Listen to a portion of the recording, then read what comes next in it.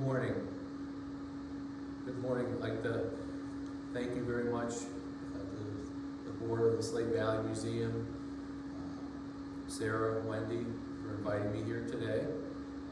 Before I start on my presentation, I just always like to have a moment of silence for those from Granville who gave the ultimate sacrifice in all the wars.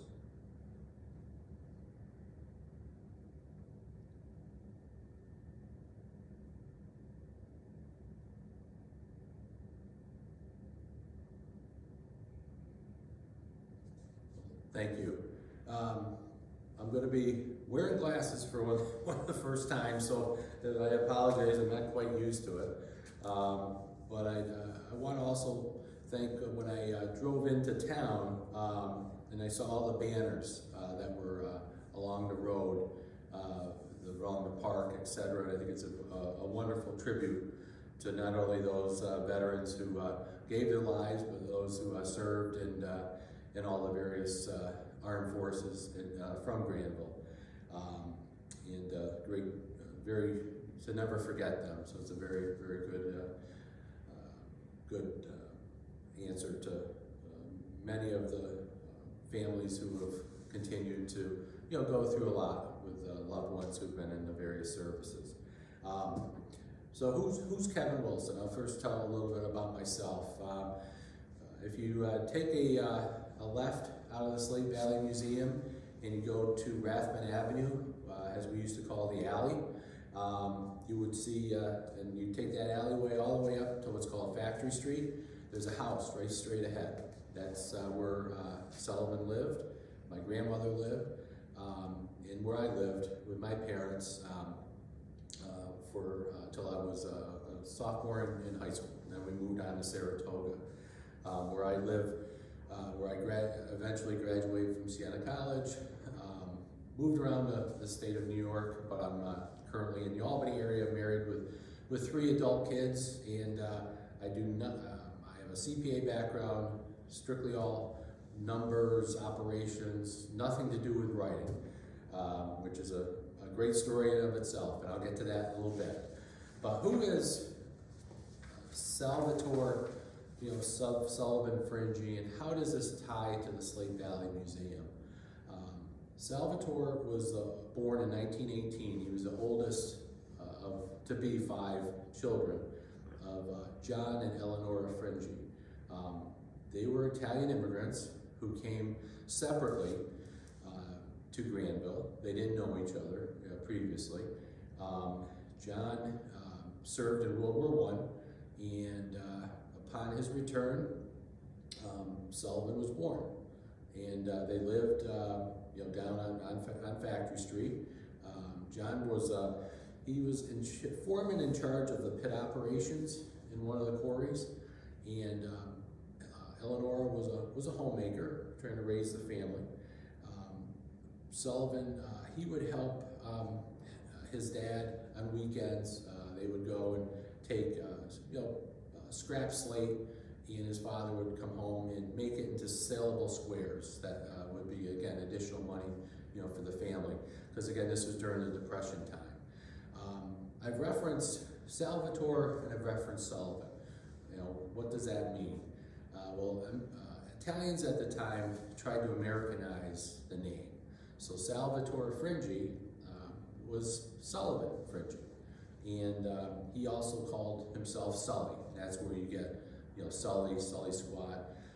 There's letters that he wrote home, or templates that are also in the book, and he would sign them Sully, love Sully. So that's how that came about. He was a typical young man. He enjoyed sports. He played basketball. He had apparently he had like a bushel that he had attached to the garage, and he would shoot not today's kind of basketball, but he would shoot a ball through it. He also enjoyed football. He was on the school football team, and he also had an interest in learning a different word each day. So kind of well-rounded young man from basically a hardworking family and a a town built on the slate industry. So things were going, fairly okay, for him. He was living the typical bright life in a community like today. And then one evening, his world got turned upside down. His dad passed away, had a heart attack and passed away in the house. And that now moved Sullivan to being, the so-called man of the family. He was the oldest, probably around 16 at that time. He worked still around the house, around the town, the community, and then he became, when he graduated, like many young men at that time, there weren't many options. So he he ended up enlisting in the U.S. Army. He ended up in the 1st Infantry Division. Combat engineers is what he eventually would come into. And even during that time, he would send money home to his mom to take care of his other 4 brothers and sisters. So I'm going to talk a little about when Sullivan went into the service in 1938. How was the military at that time? It was, at that time, the United States was pacifist. They had only 175,000 soldiers. By comparison, at the end of World War II, there were 8.3 million. So the United States was not geared to war. World War I had taken place, and they had gone on a more, not get involved scenario. In fact, the President Roosevelt at the time said, "We'll be the arsenal for democracy," which many people feel it was basically providing weaponry to Britain. At this time, in 1938, you had also seen the emergence of the Nazi Party in Germany, the Japanese Empire, Spain, and Italy. But was also, when you think of the big 3 at the time, it was, the United States, England, France, obviously the Soviet Union and Russia to some degree. But France, you would think, would have been more prepared, but they actually were not very prepared at all. They were, even though the buildup that was surrounding them with Germany, the French did not prepare militarily for what was going to eventually happen. So many historians, talk about, why. Why? Well, World War I, in today's standards, is an apocalypse, because you had 10 million soldiers on all sides that were killed, and 10 million civilians. It ended in 1918 with then the Treaty of Versailles, which punished the Germans, took away much of their ability militarily, and ended up pretty much causing them a tremendous depression, economic issues.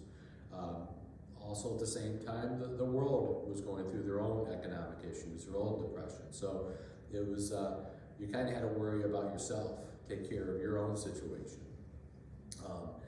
But it was not, not always necessary for all countries. Actually, Italy, Benito Mussolini rose in power right after World War I during this time. He was a master propaganda, and he was also a very good politician. So his background was in journalism, so he controlled the media, and he also, because of that, he also knew how to talk and communicate, and he wanted to bring Italy, he wanted to bring Rome, the Roman rule like in biblical times, back to 1920, 30, 1940 Italy. And he was on his way to do that. At the same time, parallel, Hitler was coming to power. Mussolini was probably 10 years older than Hitler, and he looked at, Adolf Hitler looked at Benito Mussolini as a mentor. He had been in power 10 years ahead of Adolf Hitler, so that's where their connection came. It may be a connection that Adolf Hitler would regret, once the North African campaign came about, but I'll mention that in the future. So you saw much turmoil was going on in Europe at that time. Also, Italy ended up invading Libya, Ethiopia, so they were starting to influence, from armaments, other countries. They were supporting the Spanish uprising, Spanish Franco. So there was much turmoil that was going on. So this is all around when now in the late 30s when Sullivan entered the U.S. Army. Probably what doesn't get mentioned a lot was in August of 1939, Germany and Russia actually signed a non-aggression pact. And in my opinion, if they had stayed as allies, World War II would have ended a different way. Because you had the power, the resources that from Russia that Germany did not have. Germany had plenty. They had men. They had armaments. They had tremendous tanks and toys and guns. I mean, that's what I call it. They had the best armaments. However, they didn't have petrol or oil. They didn't have nickel. They didn't have the certain items that they needed to produce more, and Russia had all of that. So it turned out that probably for over almost a year, Russia would be supplying Germany with those necessary resources. And it was most likely with Adolf Hitler, his ego, caused in 1941, June of 1941, what was called Operation Barbarossa, and that was when the Germans invaded Russia, and then everything was off.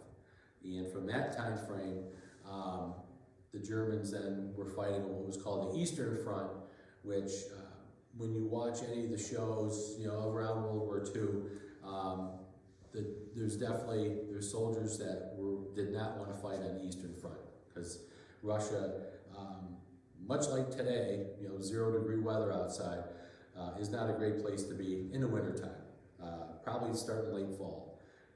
But that's Operation Barbarossa was a major influence that then probably broke down the chances of Germany to ultimately succeed in World War II. While this was also going on, you had Germany was on the Western Front. They were the Battle of Britain. They were bombing London. They were entering France. They had entered Czechoslovakia, Poland. So all that was going on. And Sullivan at this time was probably been in 2 years probably in the service. And he was a sergeant. He had risen to the level of sergeant. And then when his 3-year term was out, and I'll talk a little bit in a little while of the honor I had of actually speaking and meeting some men that served with him. I spoke to one gentleman one time, and I asked him about Sullivan, my uncle, and he said he was very mild-mannered except for one time. And he was due to be discharged December 8th, 1941. I know many of you probably know what happened on December 7th, 1941, when the Japanese bombed Pearl Harbor. But the day before, on December 6th, 1941, Sullivan was released. They allowed him to leave the base. I think it was somewhere in the south, whether it was New Orleans, Louisiana area, or in the Carolinas. But he was allowed to leave, and he actually had left. And then the Japanese bombed Pearl Harbor, and then the day, December 8th, probably the day after, he came back, and this gentleman said, your uncle wasn't very happy. So he probably got a taste of freedom, obviously knew what was going to happen after that bombing, and had to come back. He would have probably come back anyway, but I think the fact that he had to come back probably didn't make him too happy. So at this time, the United States, as I said earlier, had probably 200,000 soldiers. They probably had more than 175 when he entered, but not that many more. And then we're preparing now to fight on not only the European front, but the Pacific front. So the first invasion was of North Africa, and it was called Operation Torch. It was November of 1942, and the 1st Infantry Division was involved, in that. Earlier I had mentioned that Mussolini was Adolf Hitler's mentor. Hitler looked up to him. Well, Mussolini, the Italian army, they had a very good navy, but the Italian army was not able to defeat, to take over North Africa. And the reason, and I've asked this question, is why North Africa? Well, again, North Africa has a lot of resources. They had oil. And what did Germany need? They needed oil. What would Italy have needed? They needed oil.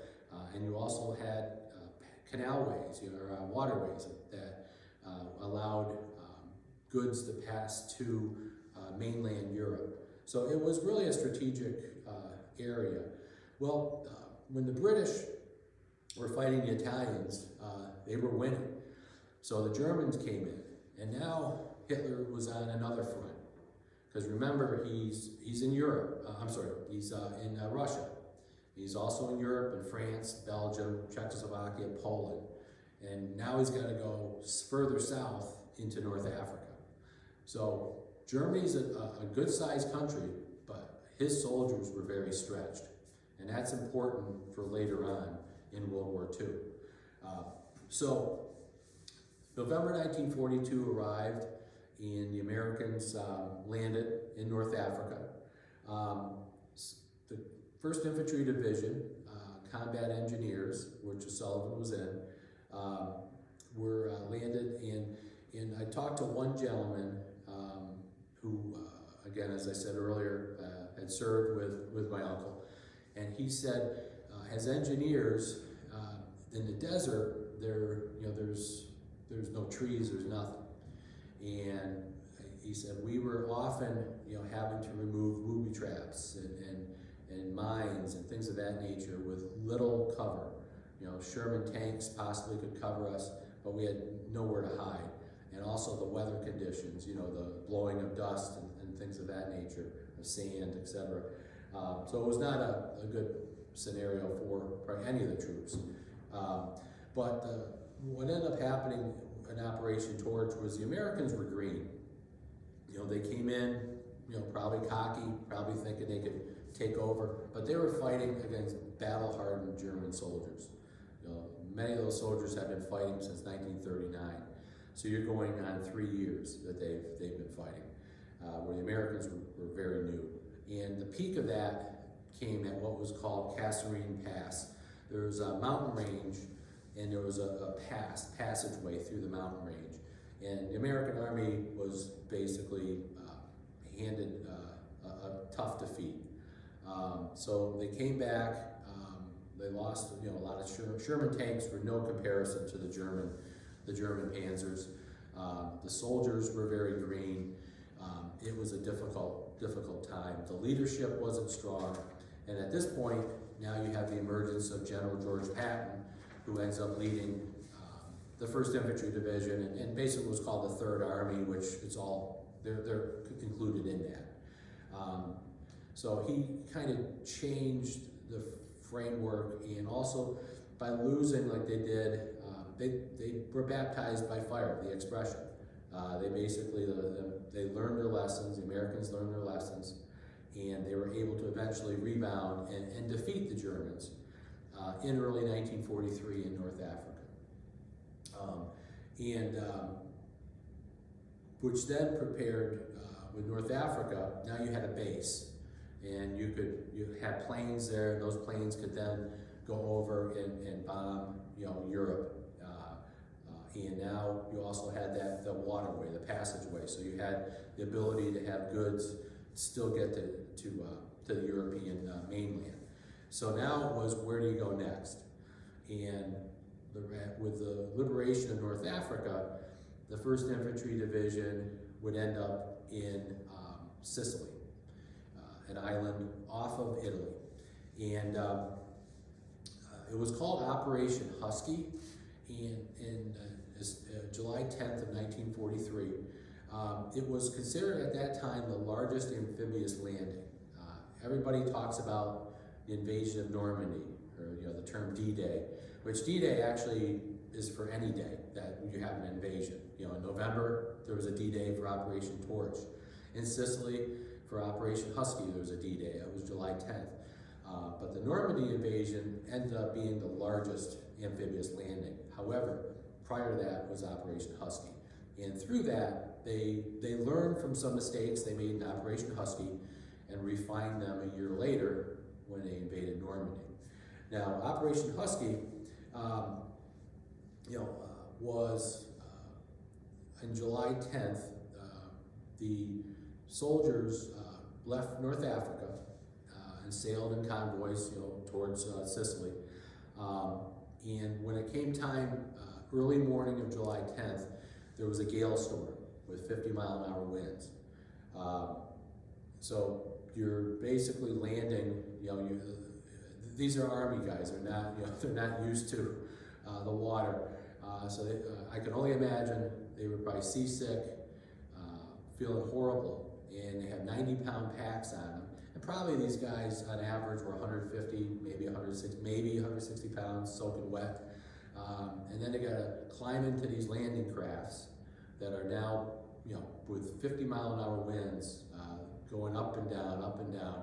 And then you have to, probably 2 miles out, then you end up landing on some beach somewhere in the middle of the night and try to figure out where you are. So that's probably what was happening at that time. Where the 1st Infantry Division landed, they landed in what was called Gela, that was South Sicily. The British landed to the east. It was actually over 40, 50-mile-an-hour wide landing area. It was a very wide landing area. And not all of the leaders of like Winston Churchill, Roosevelt, all agreed on Sicily. For whatever reason, Winston Churchill, probably because he wanted the focus to be near Britain and France, because that's where they are, he felt that Italy was the soft underbelly.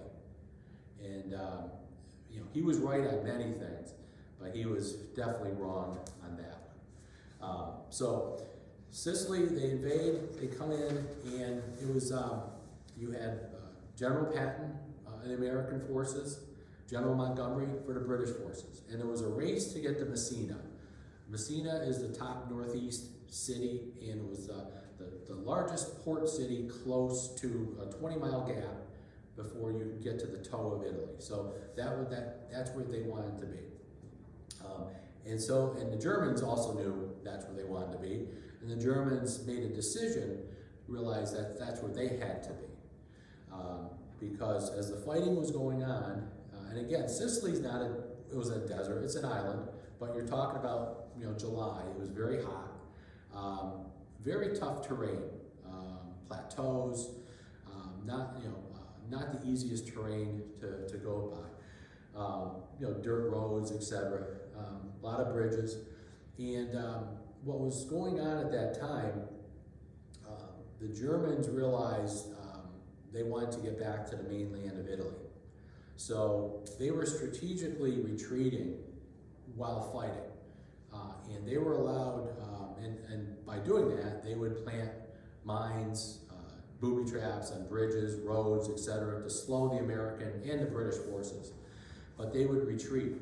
And they were allowed, when all said and done, to have over 50,000 soldiers, 14,000 mechanized equipment, 50 tanks, and 100 large guns were able to escape Sicily to get back to the Italian mainland to be used when the Allies invaded Italy.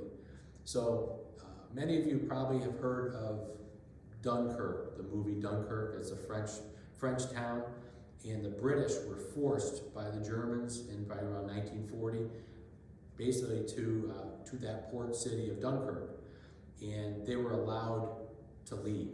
They were allowed to get many of the troops across back to Britain. Well, some historians have called Sicily Germany's Dunkirk, because they were allowed to have those soldiers leave, the equipment leave, and fight another day. You may ask why. I don't know why, other than I do know that General Patton and General Montgomery wanted to get the prize. They wanted to get the Messina, and they were gung-ho on getting there. And I do know that the Germans didn't necessarily raise their hands up and retreat. In fact, like I said earlier, they left mines, booby traps, and they also fought. My uncle had been killed by this time in action, but there was a battle called Troina. Probably mispronouncing it, maybe it's Troina. It's a hill town in central Sicily. And it was, the Germans had control of the town, and the 1st Infantry Division and other divisions would fought them. And it went for 6 days. They would move, it's kind of like they would knock the other one out of the town, and the other one would start shelling the town and come back in and knock them out. So back and forth they went for 6 days, fierce fighting, and on the 6th day, the Germans pulled out.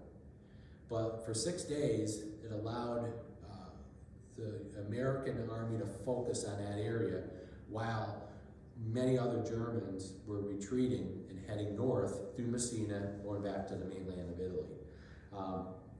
General Patton at that time, he didn't do this often, but he actually relieved the 1st Infantry Division and allowed them to leave the island because the fighting had been so fierce. And that was the good news, and I always say that was the good news. The bad news was a year later, on June 6, 1944, the 1st Infantry Division landed on Omaha Beach. And that's a story for another day, but Omaha Beach was the bloodiest beach on the Normandy invasion, and they lost a lot of men that day too. So now you're into the scenario where the mainland Italy starts, and that's a topic for another day.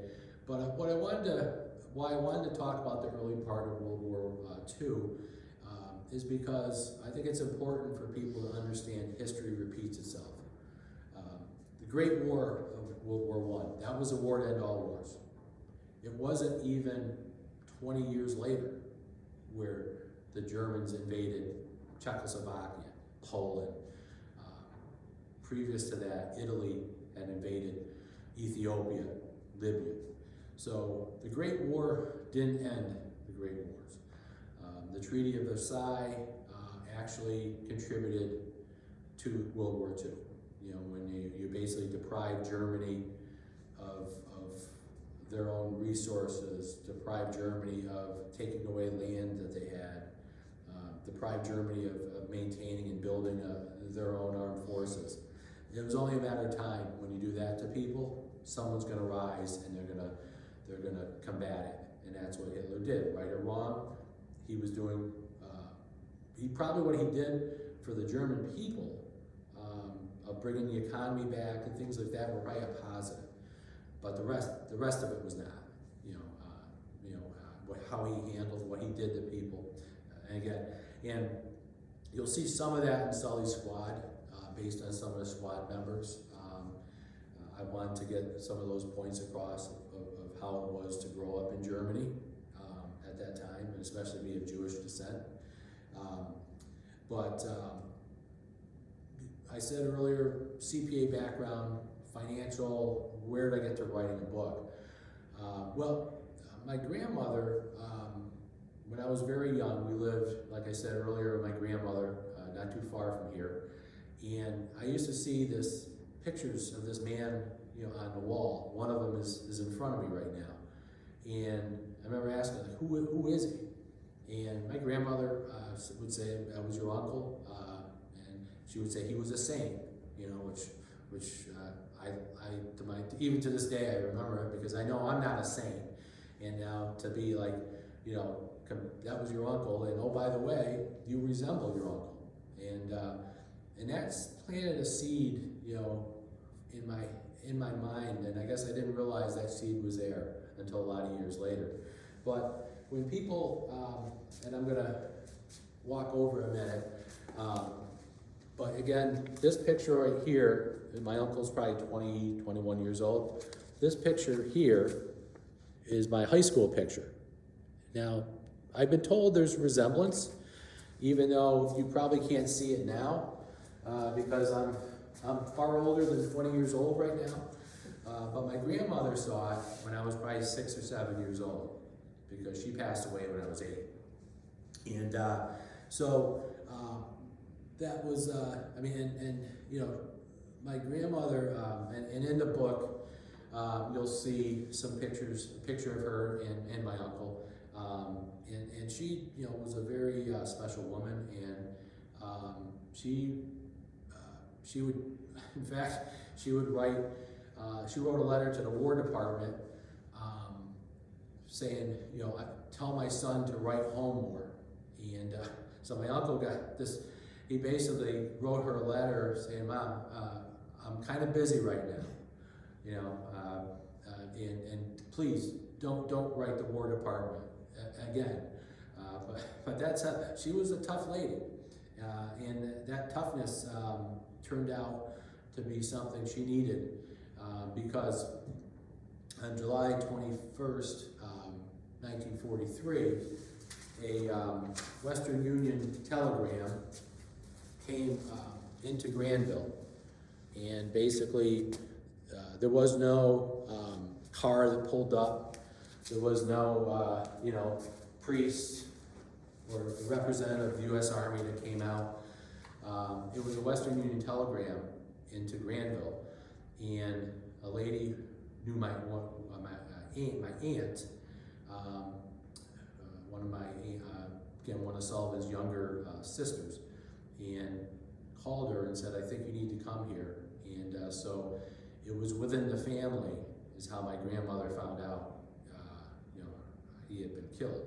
So fast forward that to receiving a letter from the War Department saying he was killed in North Africa.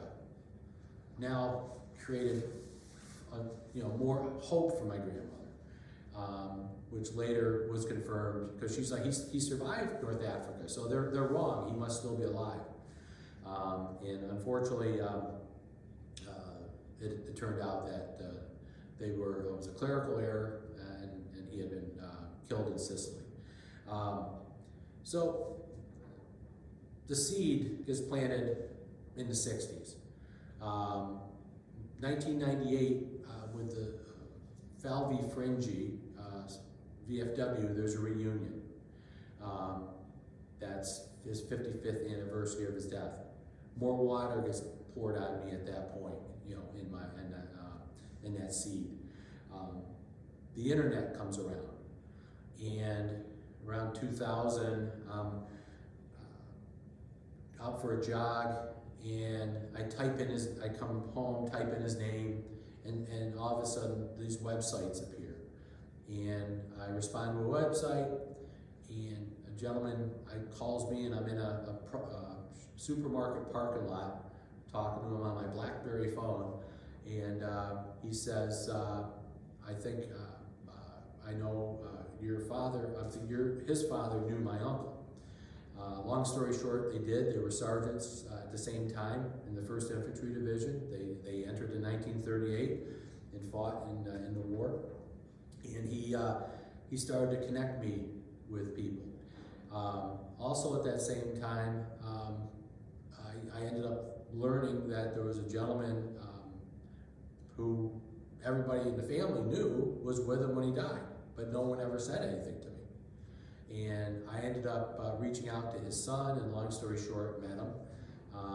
And he went through and described a lot of what's in the book, some of the battle scenes, and it was incredible to see him transform from someone who was having difficulty with reading the menu to that time period. It was like he remembered everything.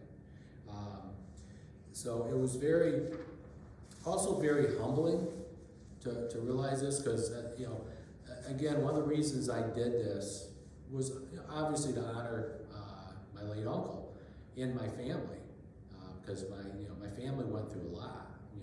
My grandmother, my aunts, my mom, but every family has an Uncle Sullivan, and I think all of you out there, especially those of you in school, ask.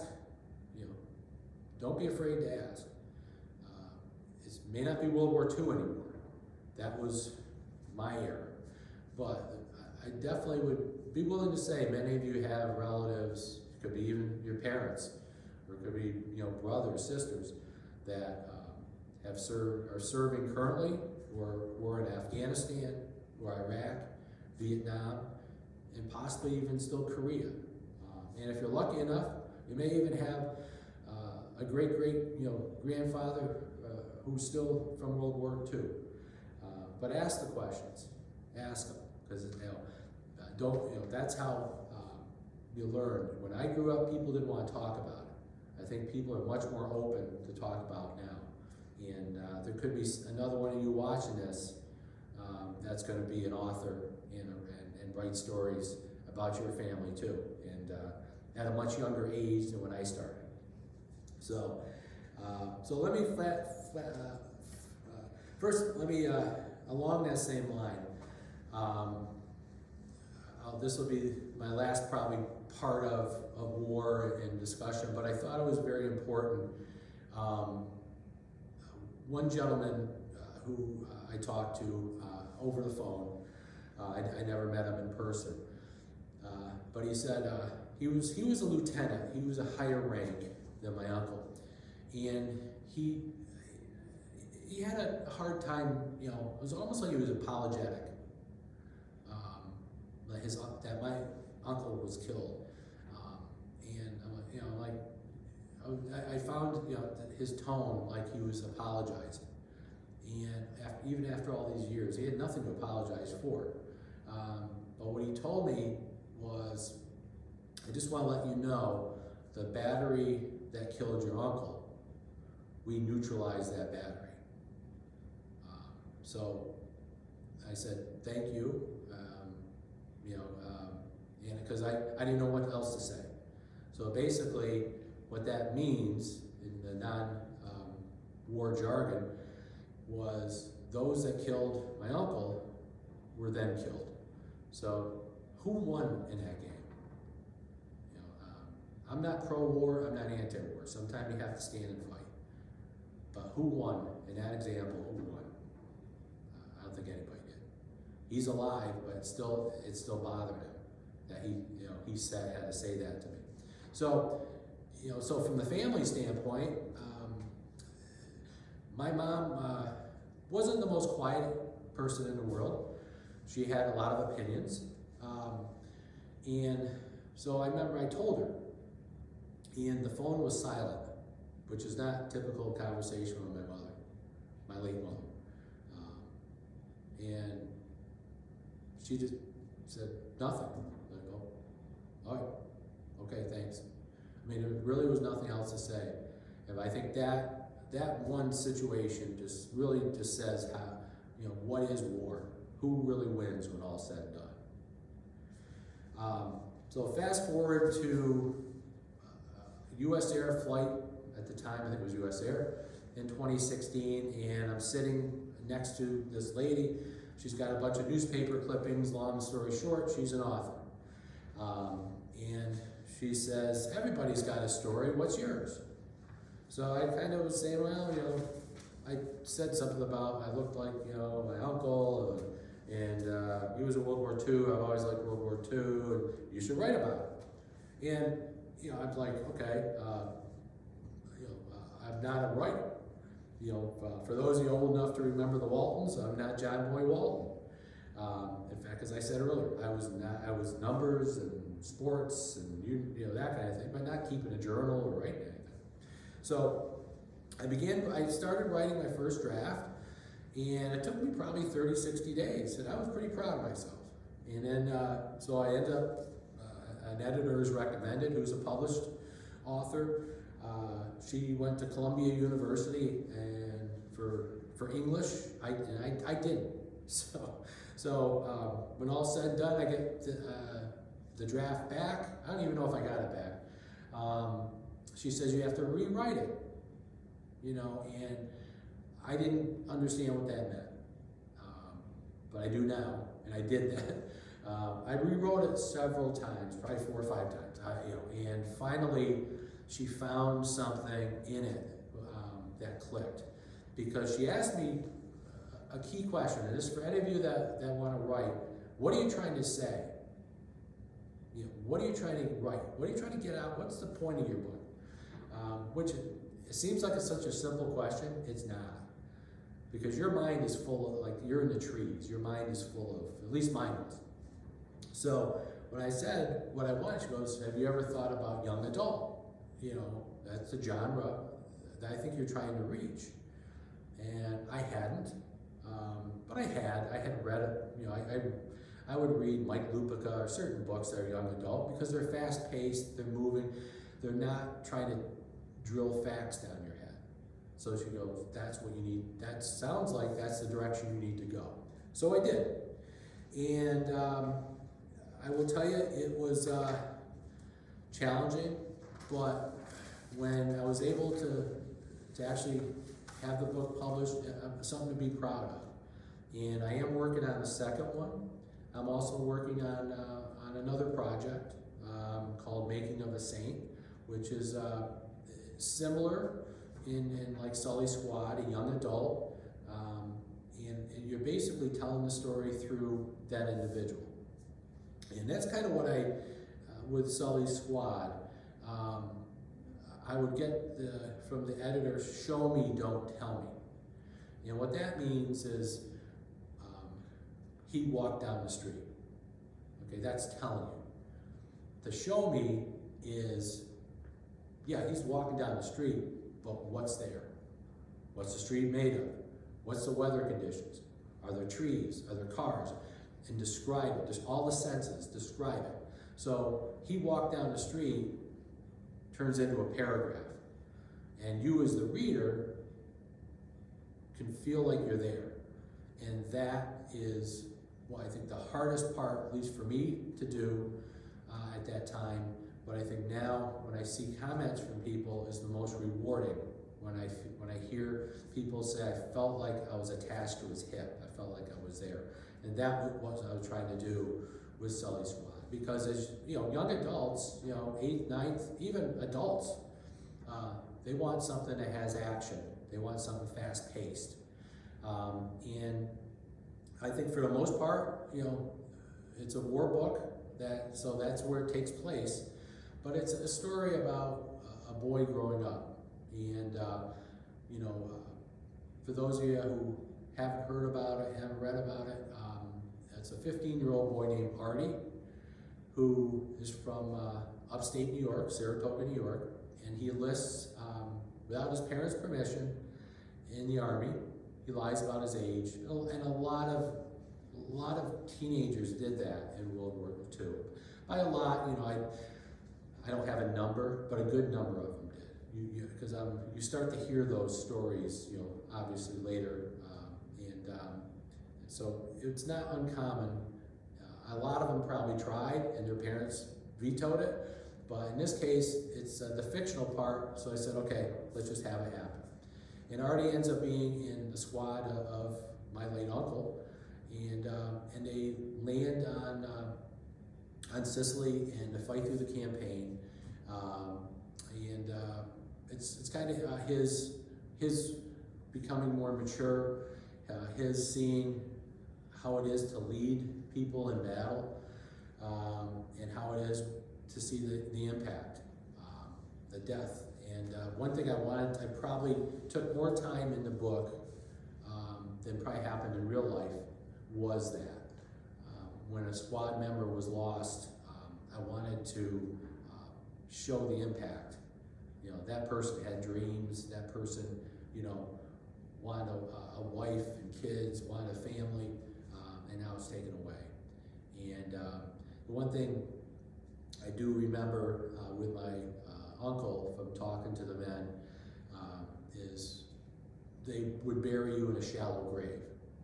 And that's what I wanted to make sure was in the story. So that, again, it's not a pro-war, it's not an anti-war, it just tries to explain how it is to be in that kind of situation from my standpoint. Thankfully, I've never been in that situation, but this was my way of expressing it. I just, also in the book, there's a map I like to show. So and it's what basically the first from the 1st Infantry Division. It shows Sicily and where they went. And then I also have little templates because back to when my grandmother was not happy with my uncle for not writing. Well, part of it they couldn't. You know, he could have been in New Orleans doing amphibious landings. You know, this is back prior, to when the war started. And then when he was in North Africa, you don't have a lot of time to write when you're trying to defuse booby traps and bombs in the desert. But there were times where he did. And what they would have is templates, like if it was Mother's Day or Christmas or something like that. And some of it would be a box. They'd check a box because you had to be careful because there were people in charge of basically reading what was being sent, because what they didn't want someone to do is be saying where they are or telling too much of what's going on, because there's a picture, loose lips sink ships. You don't want to have this information get into the hands of the enemy. So there was definitely censorship, and that's why you'll see some of the examples of some of those letters in the book. But I hope you found this interesting. And in the book also is a way to reach me.